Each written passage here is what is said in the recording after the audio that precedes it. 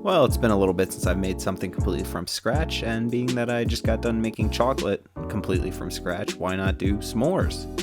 So, here it is, how I'm going to make s'mores completely 100% from scratch. So to start this off, we're going to first start by making the graham crackers.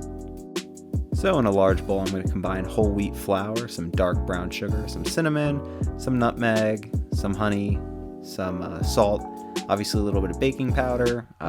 Baking powder is just there not to necessarily make it puff up so much as to let it get nice and crispy as it cools. And in another bowl, I'm going to add some melted butter and some honey. Of course, all the amounts are going to be written down below. And another thing that I suggest you guys can add is some molasses. Really just adds a deeper flavor. I do end up adding some molasses off camera. And that's just to, like I said, give it a bit of a deeper flavor. And it will make the graham crackers come out a little bit darker, as you'll see when I pull them out of the oven. And after adding in adding up all the wet ingredients, I'm going to give them a good mixing. That way, as I mix it all together, the wet and the dry, everything comes together a little bit better and a little bit smoother. Now, this is supposed to be a wetter dough or a drier dough, so don't be too afraid if you see too many dry bits in there. If you are afraid, though, just add a bit more whole milk, and it should come together no problem. And because this is a drier dough, something that's definitely important is to wrap it up and let it rest in the fridge. And I like to do this for about an hour, hour and a half. Just give it enough time to really firm up. It makes it easier to roll out, but it also lets the dough hydrate properly. That way, if you do have any dry bits in there, it'll just hydrate naturally.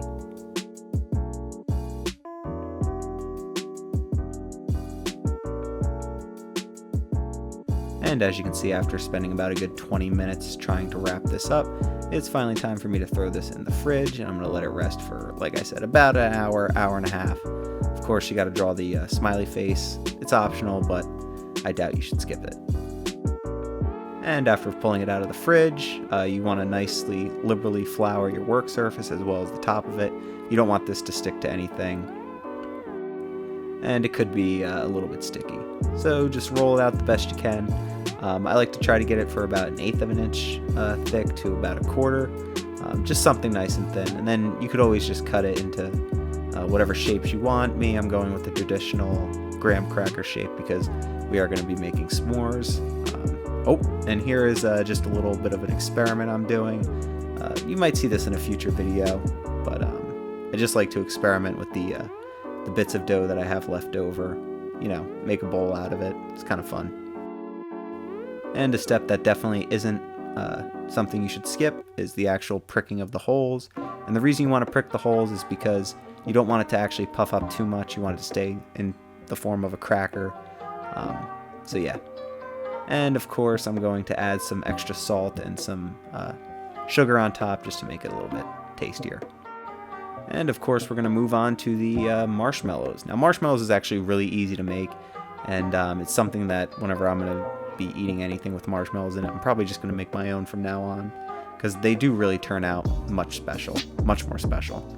And first, I'm going to start off by in a large bowl that's heat resistant. I'm going to add some water and some gelatin. Let the gelatin bloom.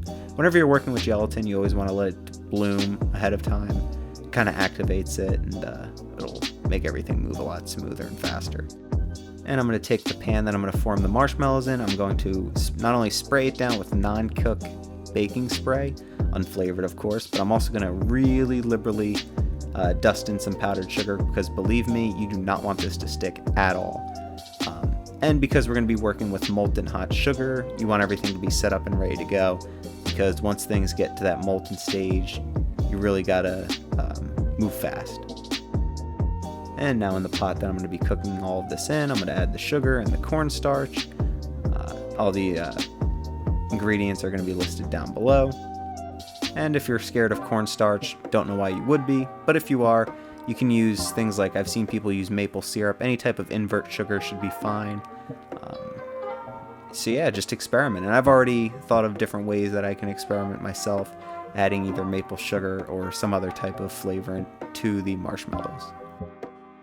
And because we're working with sugar, I do want to be as precise as possible, so I'm going to use a thermometer I can't remember the exact temperature off the top of my head, but it'll be written down in the description of how hot you'll want to get it to. And once you get it hot enough, what you're going to do is you're going to start drizzling it into that bowl of gelatin mixture that's been blooming, and you just want to mix it on high with a handheld mixer until you get this nice super thick ribbons forming. Then you're going to pour that into that already pre-greased bowl or pan, whatever you want to pour it into. And I do want to stress this, it is extremely hot, and if you get it on you, it will severely burn you. The stuff is like napalm. Not only is it extremely hot, but it's also really sticky. And with that being said, I'm going to give it a bit of a dusting on top, and I'm going to let it sit at room temperature completely uncovered for at least overnight or 12 hours. And the reason you want to do this is because you want to give it enough time to cool and gel up. And the reason you want it uncovered is because you don't want any water to really get to this as it's cooling. And if you cover it with plastic wrap or tin foil, condensation will form and then drip in, and then you just wasted your time. So after overnight or about 12 hours, I finally did eventually cover it and throw it in the fridge just because I wasn't really ready to use it. Now what you're going to do is you're going to take your marshmallows and you're going to try your best to dump it out onto the table. Of course, you want to dust everything again with powdered sugar because you do not want this to stick. I can't even stress that enough because it will want to stick to everything. So if you think you've used enough powdered sugar to make a surface nonstick, just use more. Now I'm going to gently rub a greased knife around the edge just to help it pop out. But you got to kind of finesse it, and eventually it will come out. And after it comes out, I'm going to again dust it with some powdered sugar. I'm also going to cover the knife here in powdered sugar and some nonstick unflavored baking spray. Definitely make sure it's the unflavored kind and not the butter flavor kind. I've made that mistake before, and you don't want your marshmallows to really taste like butter, even though that might not be too much of a bad thing. And really what makes this fun is you can cut your marshmallows into any shape or sizes that you want. Here I'm just going to cut them into super large blocks, and then just some smaller blocks to throw into maybe future hot chocolate, future s'mores ice cream. I don't know, we'll see. But no matter what, once you have your shapes cut out, you again want to dust them in powdered sugar, make sure everything's coated. And if you're not ready to use them right away, you can store them in an airtight container in the fridge for probably weeks. Let's be honest, it's sugar, it's not going to go bad. But after all of that, here we are. We got the homemade chocolate, we got the homemade graham crackers, and of course the homemade marshmallows. And we're just going to assemble these bad boys, throw them on a tray, put them in the oven with the broiler on, and we'll have s'mores in just about a few minutes. And I will caution you, these marshmallows don't really melt like the store-bought marshmallows. I would like to think of them as just having a lot more moisture.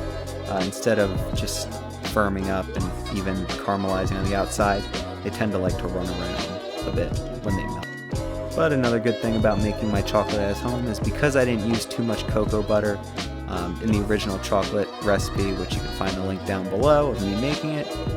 Because I didn't use too much cocoa butter, the chocolate won't run too much or melt and spread out too far. So overall, it worked out pretty well. And if you want to see more videos completely from scratch, let me know. Maybe let me know what you think I should try. And as far as that, please like, comment, subscribe, follow us on Instagram, and peace.